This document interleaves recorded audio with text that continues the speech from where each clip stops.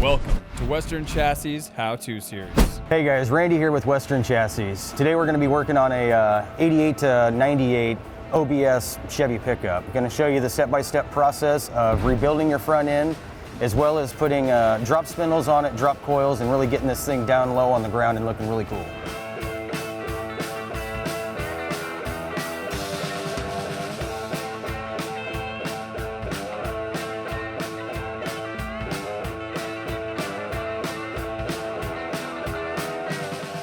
Jack up your front end and properly support your chassis on jack stands. Remove your wheels. Using a 3/8" Allen wrench, remove the caliper bolts. Remove the caliper.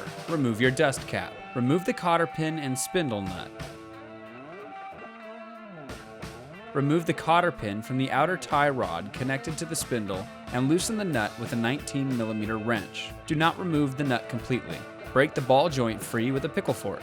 Now you can remove the nut and disconnect the tie rod. Remove the cotter pin from the lower and upper ball joints. Not sure, I don't have the metric size, but in standard, 1/1/16 is what we're going to use. That's what fits on there. Loosen the castle nuts on top and bottom, but don't remove completely. Remove the two lower shock mount bolts with a 13mm wrench. Using two 13mm wrenches on top and bottom, remove your sway bar end links. We're using a shock removal tool, a 7/8" and a 1/2" to set our top shock mount free from above. When we were removing our shock, a ball joint busted free on its own below. Well, basically, this ball joint's pretty shot up here at the top. Just with the pressure of the spring and letting the shock down, it popped for us, so we didn't have to bust it loose. Luckily that when I loosen these, I always leave this castle nut on. Had this nut been on and the jack underneath it, when it popped, it could have shot that coil spring out and really could have done some damage and yeah, wouldn't have been good. Break the bottom ball joint free. Make sure your lower control arm is supported by a jack to prevent your spring from shooting out, and remove your spindle. Slowly and cautiously let down the control arm and kick down the lower arm while shielding yourself from the spring under pressure. Use two 24mm wrenches and remove the bolts securing your lower control arms. Remove the upper control arm. These bolts are a 21mm, 16mm, and a 14mm to bust your brake hose free. Removing the tie rods from the center link is just like the other ball joints. Remove the cotter pin and use a 19mm to loosen the castle nut. We were having trouble breaking the ball joint free with our pickle fork, so we used our ball joint separator to save time. Repeat the same process with a 22mm wrench to free your center link from the pitman arm. She's a little on the wore out side, that's why we're replacing all this stuff. We then used our ball joint separator tool to set our center link free. Loosen the nut holding the pitman arm with a crescent wrench. Get it in place and then start cranking it down. She's loose. Now install your new pitman arm. Going to jump over and replace our idler arm. Remove the cotter pin. The nut on it is a 22mm. And loosen the nut. Break the idle arm free with a pickle fork. You'll need a socket extension and two 18mm wrenches to remove the idler arm. The new idler arm goes on just like it came off with the same hardware. Now secure your center link to your idler arm. So just like you took it out, slide your new control arm up into place. Install your new lower control arm. Lining up the holes can be a tedious process. A couple of screwdrivers can help. Using two 24mm wrenches, secure your lower control arm. Now work your new upper control arms into place. Okay, on these factory tabs in here, that's your factory alignment. When you drop these trucks, in order to get your alignment to set your caster, you have to knock these out. Otherwise, you won't be able to get the thing aligned. If you don't do it now, you're gonna have to take it all back apart and do it later on. So it's very crucial that you guys go ahead and just bend those things out and completely break it out of the way. They're not too bad to pop out with a pry bar or a pair of pliers, a punch.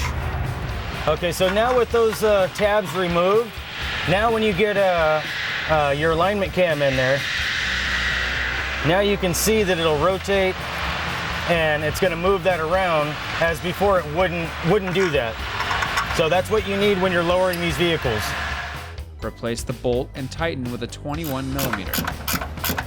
Okay, right now we're just going to lock these down into place. Once you're done with this, you're definitely going to want to have your vehicle realigned. Once you get it on the ground, it's set onto the suspension. Then you can kind of get an eyeball and you know, make adjustments at that point so you can drive it down to the alignment shop. There's a coil pocket up the top. Make sure that you've got that lined up. Down here, there's a little notch for the end of your coil to set into, and then just lift up on it a little bit.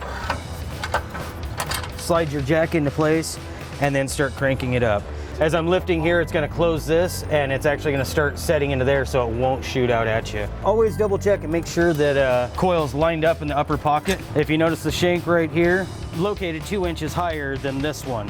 So that's where you get your drop from. If you keep, you know, a stock spring in there, you still have full travel suspension, still have a nice ride with it, but you don't get as low. Going with our drop coil spring there, coil binds tighter on it, that's where you get your drop. These aren't cut, still gives you a really nice ride with it. You will have to use your original backing plate, you know, dust shield. Keep that, you know, the original bolts will line up to this, make it completely reusable with no modifications or anything needed. Time to insert your new drop spindle. Finger tighten the castle nuts for your upper and lower ball joints. Run your shock through the coil. Insert your bushing and washer to the top of the shock. Use a 13 millimeter wrench to secure the bottom of the shock. Pack your bearings and insert your seal with even pressure. Make sure everything is greased. Insert your outer bearing, spindle washer, and spindle nut. Tighten the nut until there's no play in the rotor, but it still spins freely. Line up the nut and insert your cotter pin. Tighten the castle nut on your lower and upper ball joints. Insert, fold, and clip the cotter pins. Time to install your new rubber brake line with a 14 and 16 millimeter wrench. Insert your clip to hold it in place. Insert the pads into the rotor and the rotor onto the caliper. Insert and tighten your 2 caliper bolts with a 3/8 Allen. This side right here that's got the extra shoulder to it or the step to it, that's the one that's going to go to the back of your caliper. That's where it's going to make the seal and line up flush with it. Secure your banjo bolt with a 13 millimeter. Secure the hose clamp with 2 bolts to the upper control arm with 2 11 millimeter wrenches.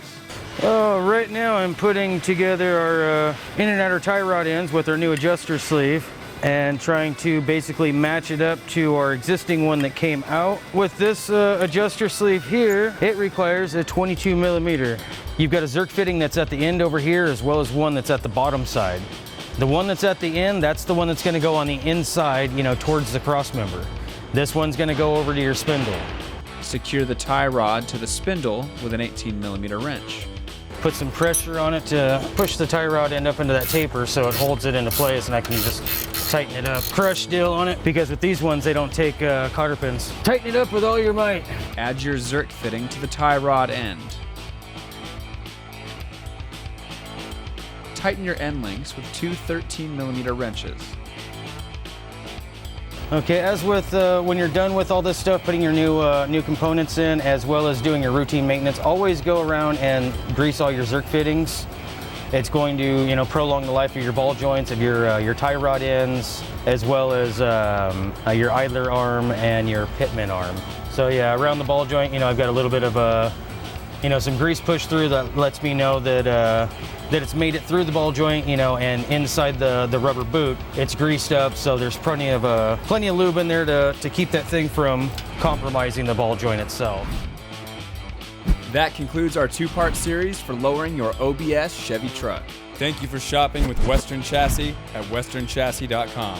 Subscribe to our channel for more.